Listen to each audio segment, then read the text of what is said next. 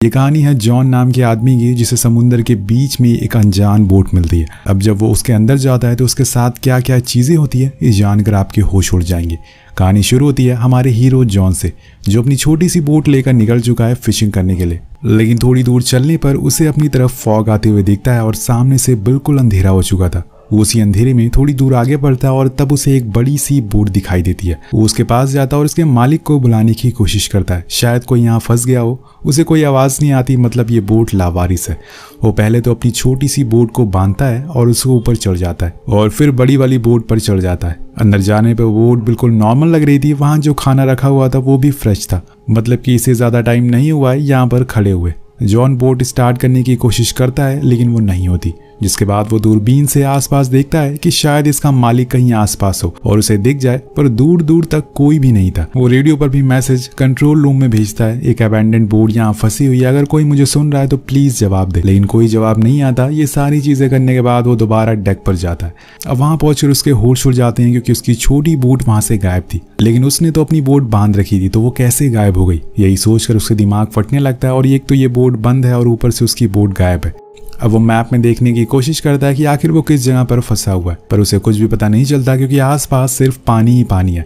इसलिए दोबारा engine room में जाता है और उसे ठीक करने की कोशिश करता है। अब दोस्तों, उसके छूते ही इंजन स्टार्ट हो जाता है। तो यहाँ एक चीज उसके साथ अच्छी हुई थी, वो एक बार फिर से कंट्रोल रूम से कॉन्टैक्ट करने की कोशिश करता है, लेकिन फिर से उसे नाकामी हाथ लगती है। अब थोड़ी ही देर में उसे टॉयलेट भी लग जाती है। वो सोचता है कि चलो नीचे जाने की क्या जरूरत है, यहीं ऊपर टॉयलेट कर लेते हैं। अब वो जैसे ही सूसू करने की कोशिश करता है, उसे जोर का धक्का लगता है और बोट से गिरने ही वाला था, लेकिन सही मौके पर वो रस्सी पकड़ लेता है और समुंदर में गिरने से बच जाता है। अब ये बोट नहीं चाहती कि वो बोट के ऊपर टॉयलेट करे और उसे गंदा करे, इसलिए शांति से वो नीचे बाथरूम में टॉयलेट करने चला जाता है। लेकिन यहाँ एक मुसीबत कम नहीं हुई थी कि दूसरी आ जाती है। बाथरूम का गेट लॉक हो गया था और खुलने का नाम ही नहीं ले रहा था। अब वो उसे ऊपर से नीचे तक हर जगह खोलने की कोशिश करता है, लेकिन तभी उसे एक कैंची मिलती है। वो उसे भी ट्राई करता है गेट खोलने की, लेकिन सारी कोशिशें बेकार थी। अब उसे बाहर से रेडियो पर किसी की आवाज़ सुनाई देती। इसी पल से विंडो से बाहर एक शिप भी वो देखता है।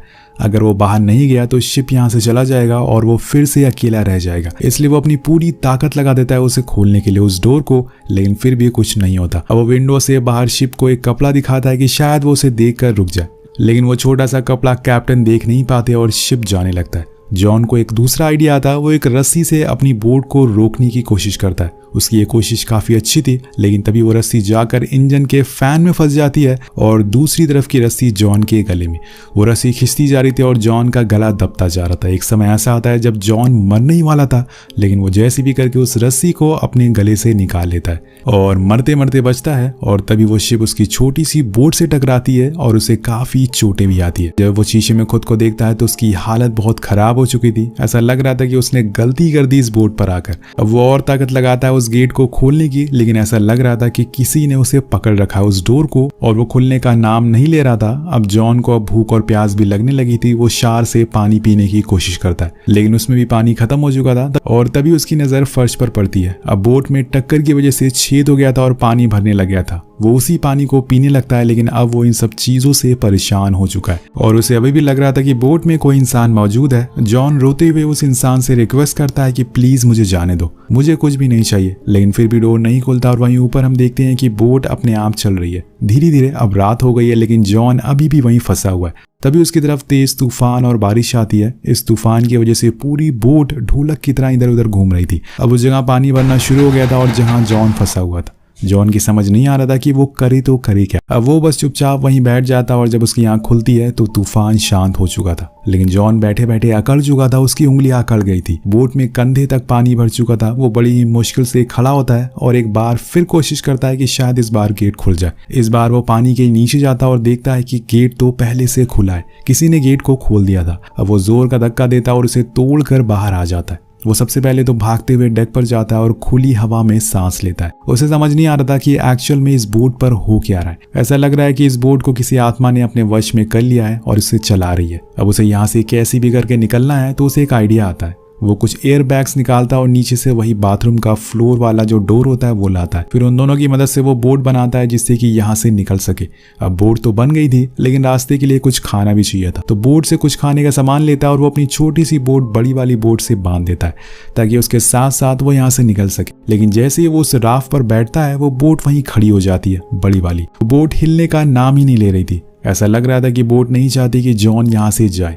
वो कई घंटे तक उसी राफ्ट पर बैठा रहता है कि बोट अब चलेगी, लेकिन वो चलती नहीं और जॉन को भी समझ आ जाता है कि उसे इस बोट से निकलना होगा। इसलिए वो वापस वो बड़ी वाली बोट पर आ जाता है और सबसे पहले तो भरे हुए पानी को बाहर निकालता है, लेकिन इसमें बहुत टाइम लगेगा इसलिए वो मोटर को भी ठीक करता है जिससे तेजी से पानी निकल रहा था। अब बोट में जो जो दिक्कतें थी वो उन सभी को ठीक करता है और उसे टूटे हुए हिस्सों को भी पेंट करता है ताकि फिर से पानी ना घुसे। सारी चीजें करने के बाद वो एक बार फिर से रेडियो से मदद मांगने की कोशिश करता है कि शायद उसकी आवाज कोई सुन ले, बट सामने से कोई जवाब नहीं आता। तो वो थक और हार कर डेक पर जाकर बैठ जाता है और मैप में खुद की लोकेशन ढूंढने की कोशिश करता है। अब ये सारे काम करने के बाद वो बोट को स्टार्ट करने की कोशिश करता है, लेकिन बोट बंद हो चुकी थी क्योंकि ये बोट सिर्फ अपने आप चलती है और वो सोचता है कि क्या किया जाए ऐसे समय पर। तभी उसे सामने से एक शिप आते हुए दिखता है और वो सीधा पानी में छलांग लगाता है। वो अपनी छोटी राफ्ट को चलाते हुए उसके पास जाने लगता है, लेकिन यहाँ आयरनी देखिए, जो बोट अभी तक स्टार्ट नहीं हो रही थी वो अपने आप चलने लगती है और सीधा उसी की तरफ आने लगती है। अब वो अपनी राफ्ट से और तेज भागता है, लेकिन वो बोट और तेज स्पीड कर देती है और वो बस उसे टकराने ही वाली थी कि वो पानी में कूद जाता है और अपनी जान बचाता है और उसकी आंखों के सामने से ही वो शिप दूर चली जाती है।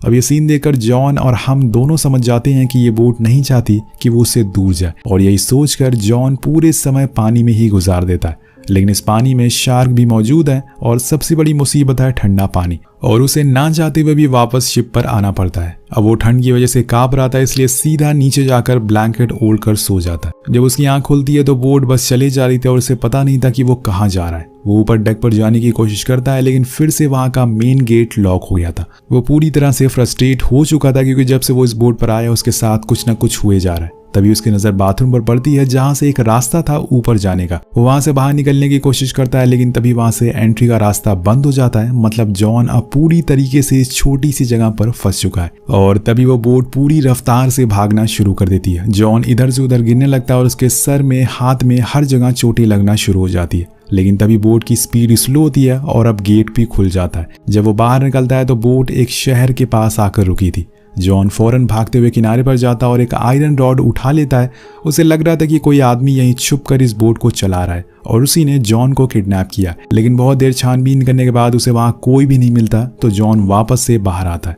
लेकिन अब जो मंजर वो देखता है उसके होश उड़ जाते हैं क्योंकि बोट अपने आप चल रही थी और वो जॉन को किनारे पर छोड़कर जा रही थी। उसे समझ आ जाता है कि जरूर कोई शक्ति इस बोट को चला रही है और वो बोट फिर से अपने नए शिकार पर निकल चुकी थी। जॉन उस जगह की सबसे ऊपर वाली चोटी पर जाता है और समुद्र को देखता है और फिर से यहाँ से बाहर निकलने की कोशिश करता है, लेकिन घूम फिर कर फिर से वहीं आ जाता है। तभी उसे वहां अपनी बोट मिलती है जिससे वो समुद्र में गया था मूवी की शुरुआत में, लेकिन अब वो फिर से वापस किनारे पर आ गई है। अब वो बोट किनारे तक कैसे आई या फिर इस बोट में क्या था, इसी सस्पेंस के साथ ये कहानी यही खत्म हो जाती है। आपको क्या लगता है नीचे कमेंट करके जरूर बताइएगा। मिलते हैं आपसे अगली वीडियो में। Thank you so much watching. Peace out.